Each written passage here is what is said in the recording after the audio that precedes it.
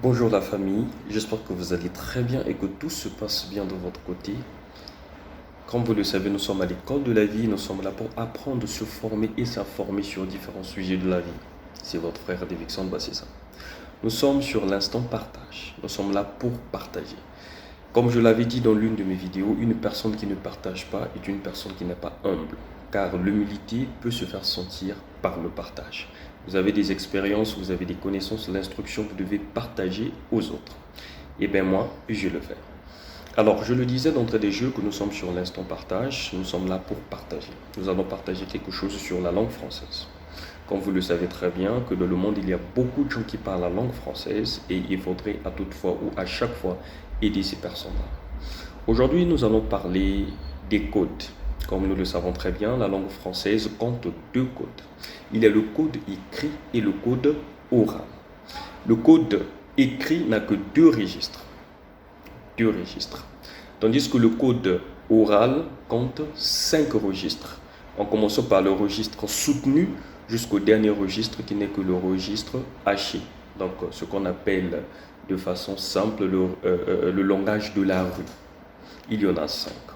Alors aujourd'hui, c'est à nous de tenir compte de ces registres quand on parle. Parce qu'il y a des gens, ils ont en face d'eux un oratoire qui peut comprendre le langage médian, donc le registre médian, mais pourtant ces personnes utilisent le registre soutenu.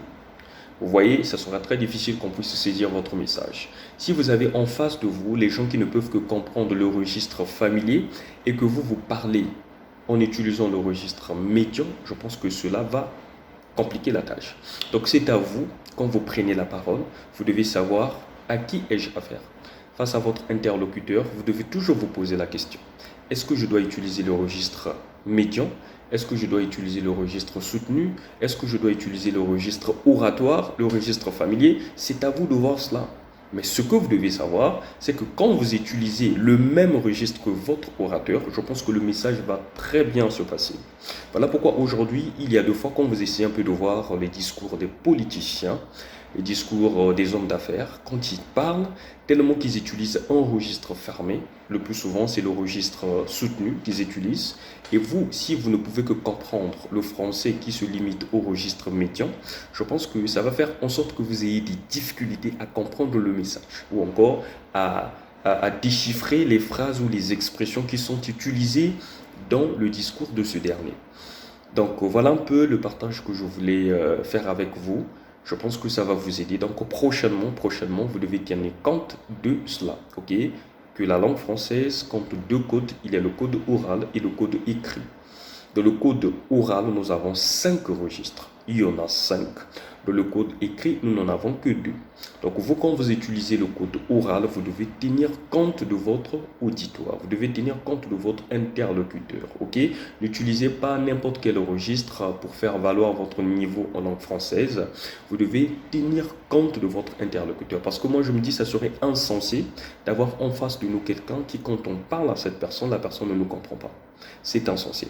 Et pour les journalistes, vous allez remarquer, ils utilisent en français qui, il y a ces parties, vous allez comprendre facilement, qui deux fois il y a des parties, vous ne comprenez pas. Pourquoi? Parce qu'ils utilisent le registre médian.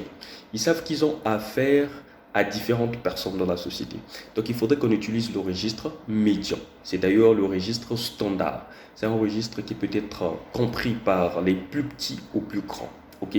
Maintenant, le registre soutenu, c'est quand vous faites face ou encore c'est quand vous utilisez des expressions proprement dans un domaine donné. Je prends un exemple en politique.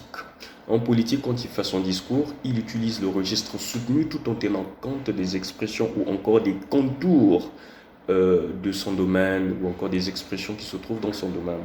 Un juriste, quand il parle, pour preuve, un juriste n'a pas le temps de te dire qu'il a volé. Certainement qu'il va te dire qu'il a soustrait frauduleusement le bien d'autrui. Vous voyez? Si on utilisait ce genre de phrase face à une personne qui ne peut que comprendre le registre médian ou encore le registre familier, je pense qu'on aura du mal à se faire comprendre. Ok? Donc c'était un message que je voulais partager avec vous les gars. Prochainement, quand vous parlez, vous devez tenir compte de cela. Maintenant, si vous avez des questions ou encore des préoccupations là-dessus, prière de me laisser en commentaire vos suggestions, vos préoccupations, vos questions. Je serai là en train de répondre ou encore en train de partager encore avec vous un peu plus profond sur ce sujet-là.